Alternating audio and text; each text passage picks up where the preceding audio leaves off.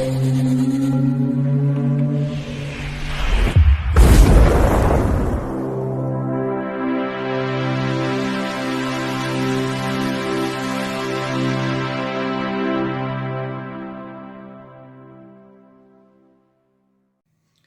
Bayek, it's me Ian. And in today's video, well, I'm continuing my look at classic Doctor Who. And we're now concentrating solely on the Fourth Doctor. And we are actually getting near the end of his final season. And this is Doctor Who, the classic golden age. So here it is. It is Warrior's Gate from 1981. And this is from the 18th season. It is the 5th story. And it's the last of the E-Space trilogy. And it's made up of 4 episodes. Now, previously, we'd had State of Decay, and the next one after this will be The Keeper of Traken. So this was transmitted from the 3rd to the 24th of January, 1981. And it's written by Stephen Gallagher, and this was his first script, and he also wrote one more, which was Terminus, which was a 5th Doctor story. That was in 1983. It's directed with 2 credits on here. It's directed by Paul Joyce and then also Graham Harper. What happened was there was a clash with the producer, Nathan Turner, over the style. Paul Joyce was very much wanting to give it a film quality, but of course the problem is, in terms of schedules, that this takes longer, and in fact the filming, there were delays, and it went over the schedules that were designated. And of course, this is lots of problems with budgets and all sorts of things like that. So at one point, Graham Harper was brought in because he was effectively, they fired Paul Joyce. But then there was a change of heart and he was brought back. So there we are. Now, the script editor is Christopher H. Bidmead. And so it's produced by John Nathan Turner, yes.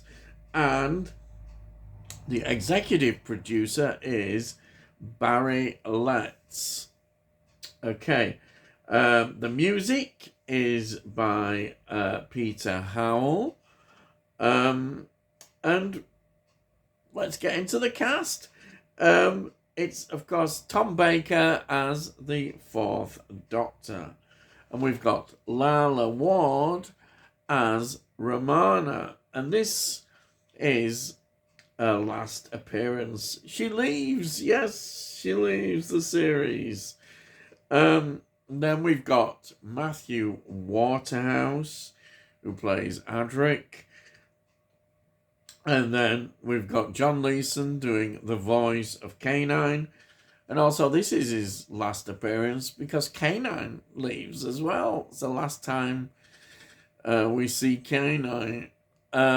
And this had been an ongoing thing, that the stories with K9 involved was sort of, his involvement was getting much less. The new producer, Nathan Turner, just was not a fan of K9 and wanted to get rid of him. So this is what's happened. It's his farewell performance. Now, we've got Clifford Rose, who plays Rovik. Clifford Rose was in Callan, feature film, 1974, stars Edward Woodward, that one. Um, he was in The Good Father, 1985, and he was in The Girl, 1987, Pirates of the Caribbeans, on Stranger Tide, that was 2011, and also the Margaret Thatcher biopic, The Iron Lady, 2011. But again, there's quite a lot of TV series and TV films involved. And then we've got Kenneth Cope. Yes, Kenneth Cope plays Packard. He was, well, he goes back quite a way in terms of films. He was in X, The Unknown, 1956, which is part of the sort of Quatermass sci-fi series. This was in the film version. He was in Dixon of Dock Green, 1956.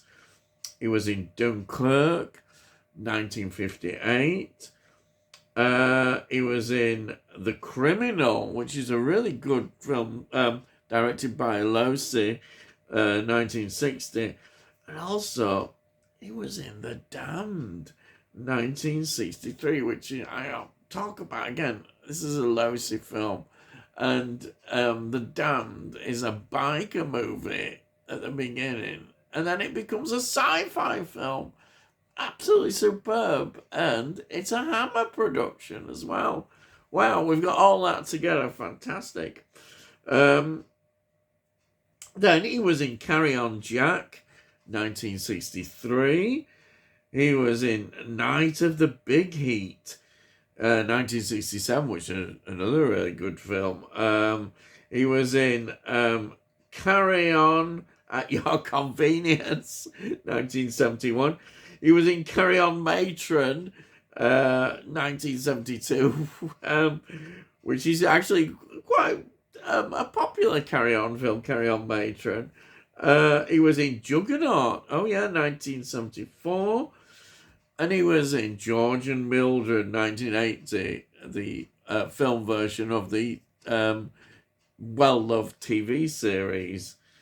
But of course, I've said all these films, but really, he's really well known as the TV series Randall and Hopkirk, which ran from 1969 to 1970. He really is loved in that series, very much so. He plays Marty. He's great. He is great. It's such a wonderful series. Then we have got that is my run through of the main cast members in that. We've got then, I suppose, a look at what this story is about in the context of this trilogy, because it is the final part. As I say, they trapped between N space and E space. It's like in a void, the TARDIS. And it also comes across now a trapped slave vessel. So we've got another ship which also does detect the TARDIS as well. And it uses members of this Thal race. They're really quite striking aliens that we see. And they are used, these, as slave navigators to direct the ship and control it. And we see them in operation and how they're used by them to navigate the ship. And of course, they're now stuck, like the TARDIS is in E-space. And that is the story as the Doctor, Romana, and Adric come across them, and they interact, and the adventure, and then of course begins really. As usual, Adric is quite involved now as the companion.